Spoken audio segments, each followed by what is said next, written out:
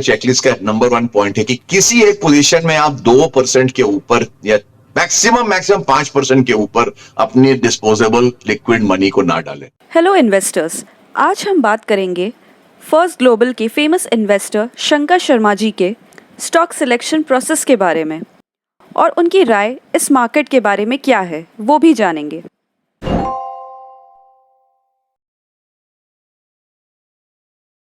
Small cap stocks में invest करने के लिए शंकर शर्मा जी का पहला रूल है कि अपनी सेव्ड इनकम का किसी एक स्टॉक में 2% या मैक्सिमम 5% तक ही इन्वेस्ट करें, उससे ज़्यादा नहीं, चाहे वो कंपनी कितनी भी अच्छी क्यों ना हो। क्योंकि आपको हमेशा ये याद रखना होगा कि 15 से 20 स्टॉक अगर आप ओन करते हैं तो उसमें से स्टॉक में आप अपना पैसा खोएंगे ही। याद रखिए कि आप उन 5 स्टॉक से ही पैसे बना पाएंगे, लेकिन ज़रूरी नहीं कि आपकी शुरुआत उन 4-5 स्टॉक से ही हो। आपको जो लार्ज पूल ऑफ स्टॉक्स है उसमें से फ़िल्टर आउट करने पड़ेंगे वो 4 या 5 स्टॉक्स। आपको हर एक सेक्टर से एक अच्छा स्टॉक चुनना होगा, एक डाइवर्सिफाई पोर्टफोलियो बनाना होगा और मैक्सिमम एक स्टॉक में 2 से 5% ही लगाए। और दूसरा पॉइंट उनके हिसाब से ये है, आपको कंपनी के फाइनेंशियल रिकॉर्ड्स का ट्रैक रखना होगा। आपको आज की डेट में ऑनलाइन स्टॉक स्क्रीनर्स भी मिल जाते हैं, जिससे आप पता लगा सकते हैं कि कौन सा स्टॉक बहुत अच्छा कर रहा है। आपको return on equity, growth rate, फ्रीक्वेंशियल, quarter on quarter, year on year, margin trend, top line growth सब मिल जाएगा। सब एक स्टॉक के बारे में पता चल जाएगा।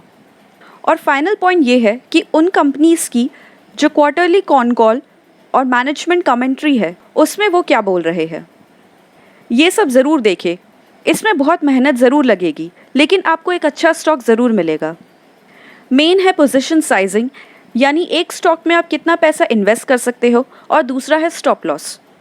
अगर आप इन पॉइंट्स को फॉलो करते हैं तो आपको 4 से 5 स्टॉक ज़रूर मिलेंगे जो आपको अमीर बना सकते हैं।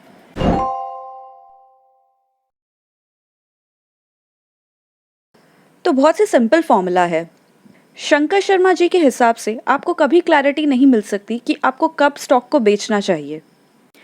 कभी कभी क्लैरिटी होती है कि जो स्टॉक 20 मल्टीपल से 200 मल्टीपल तक पहुंच जाए तो आपको पता चल जाता है कि ये स्टॉक ज़्यादा लंबा नहीं चलने वाला। तो आपको उस टाइम पे क्या करना चाहिए? इसका जवाब यही है कि आपको स्टॉप लॉस रखना होगा, जो आपके टारगेट से हमेशा कनेक्टेड रहेगा। शंकर शर्मा जी कहते हैं कि नॉर्मली जो भाव होगा उससे वो 25% का लॉस बेयर कर सकते हैं। तो अगर कोई स्टॉक 100 पे है और 1000 तक पहुंच गया तो उनका स्टॉप लॉस 750 से 800 तक रहेगा। कम से कम वो 25 से 40% के लेवल पे अपनी पोजीशन को एग्जिट कर देंगे। आपको भी ये डिसिप्लिन अपनी लाइफ में बनाना ही होगा। लोग अक्सर अपना ध्यान स्टॉक खरीदने में ज़्यादा देते हैं, लेकिन उसके बाद क्या होगा उस पर ध्यान ज़्यादा देते नहीं हैं। अगर आपको पता ही नहीं है कि वो स्टॉक खरीदने के बाद आपको उसको कब बेचना है, तो आप इस जगह पे अपना पैसा नहीं बना सकते। तो पहला पॉइंट यही है कि आपको स्टॉप लॉस हमेशा रखना होगा।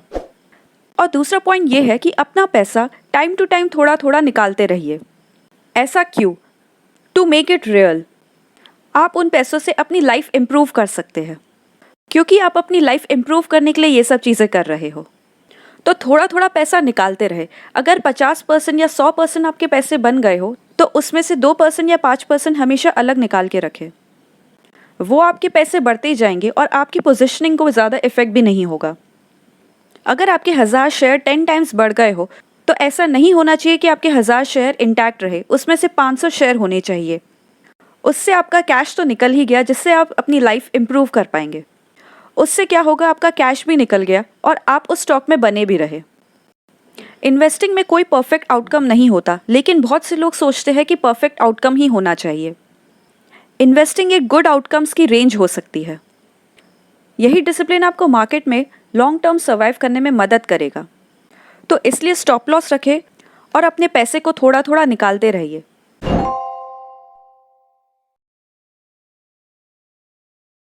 तो ये लेक ऑफ रिटर्न्स थियोरी है क्या? ये उनकी खुद की थियोरी है।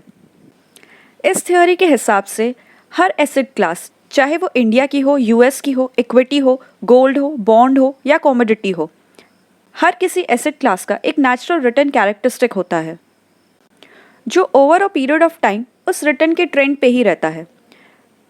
यानी वो ऊपर जा सकता है, नीचे जा सकता है, लेकिन वो ट्रेंड के आसपास ही रहता है। तो लेक ऑफ रिटर्न्स क्या है? मान लीजिए कि कोई एसेट क्लास एक लेक है। तो जैसे लेक में लिमिटेड वाटर होता है, वो ना ही नदी या समुद्र की तरह होता है जिसमें बहुत सारा पानी हो। लेक में लिमिटेड पानी ही रहता है। तो जब वो लेक का पानी कम हो जाता है या सूख जाता है तो आपको उस लेक की सतह दिखेगी। तो अब उस लेक में वो पानी सतह तक ही रहेगा या तो फिर उससे ज़्यादा ही बढ़ेगा, कम नहीं होगा। तो इस थ्योरी के हिसाब से अगर कोई एसिड क्लास एक लेक बन जाता है, तो मान लीजिए कि लेक की कैपेसिटी 1 मिलियन लीटर्स है और उसमें अब पानी 1000 लीटर ही है।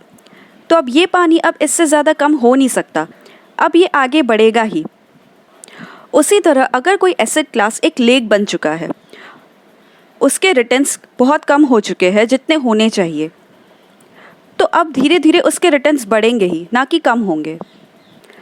तो कभी कभार जैसे लेक अपनी कैपेसिटी फुल रीच करने के बाद भी ओवरफ्लो हो सकता है, उस ओवरफ्लो को स्टॉक मार्केट में रिसेशन कह सकते हैं। और उसके विपरीत ही जब लेक की सतह पे पानी रहता है तब वो आगे बढ़ेगा ही और ज़्यादा रिटर्न्स देने की शुरुआत करेगा। इसीलिए स्टॉक मार्केट की नज़र से देखा जाए तो लेक जो हमारा स्टॉक मार्केट है उसकी नेचुरल रिटर्न ही 15% है। तो इसको अगर लेक के नज़रिए से देखा जाए तो आज लेक का पानी कहाँ है?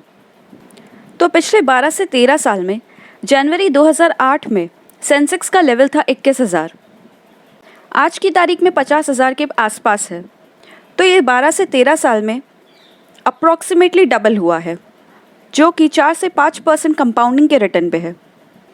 तो अगर आप इसको एक लेक से रिलेट करते हैं तो लेक की कैपेसिटी 15% थी और आज पानी कहाँ है? 4 से 5% पे।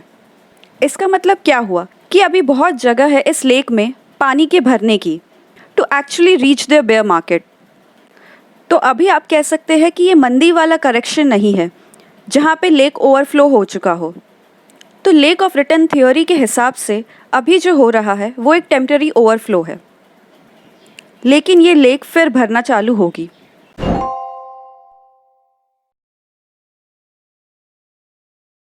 ऐसा कोई बिजनेस नहीं है जो इन्फ्लेशन और रॉ मटेरियल प्रेशर से बच सकता है। कुछ कंपनीज ही है जो इस प्रेशर को अपने एंड कस्टमर्स तक पास कर सकती है। मतलब कि इस प्रेशर के बावजूद भी उनके प्राइसेस में फ्लक्चुएशंस नहीं आए और वो अपने एंड कस्टमर को उसी प्राइस में बेचे जो पहले बेच रहा था। और ये बहुत इम्पॉसिबल सा है। ऐसी कंपनीज का कंपटीशन काफ़ी कम होता है। जैसे रिलायंस की बात करें तो वो पेट्रोकेमिकल, प्लास्टिक और डाउनस्ट्रीम प्रोडक्ट्स बनाती है इंडिया में। इस फील्ड में उसके आसपास कोई भी कंपनी नहीं है। कुछ प्रोडक्ट्स तो सिर्फ रिलायंस ही बनाती है और कोई नहीं बनाता।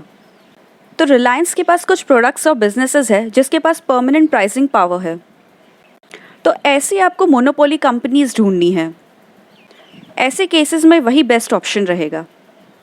शंकर शर्मा जी को लगता है कि ये बहुत सही टाइम है बाय करने का।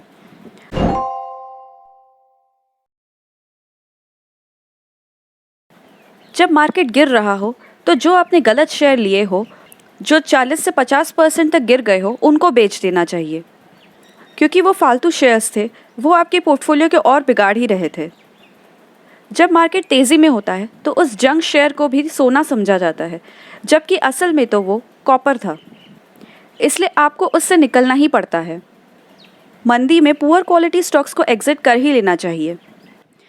साथ में उन पैसों को आपको उस टाइम पे बेस्ट स्टॉक्स खरीदने में इन्वेस्ट करना चाहिए, क्योंकि जिस स्टॉक में आपने पैसे खो दिए हैं अपने, उसमें आपके पैसे वापस नहीं बनने वाले। तेज़ी में जंक स्टॉक्स लेने चाहिए और मंदी में जंक स्टॉक्स बेचने चाहिए। तो शंकर शर्मा जी के हिसाब से पैनिक सेलिंग नहीं करनी चाहिए, ऐसा नहीं है। जब सही समय हो तब करनी भी चाहिए। तो दोस्तों, ये था आज का वीडियो। अगर आपको पसंद आए तो इस चैनल को सब्सक्राइब ज़रूर करें। मिलेंगे अगले वीडियो में, तब तक के लिए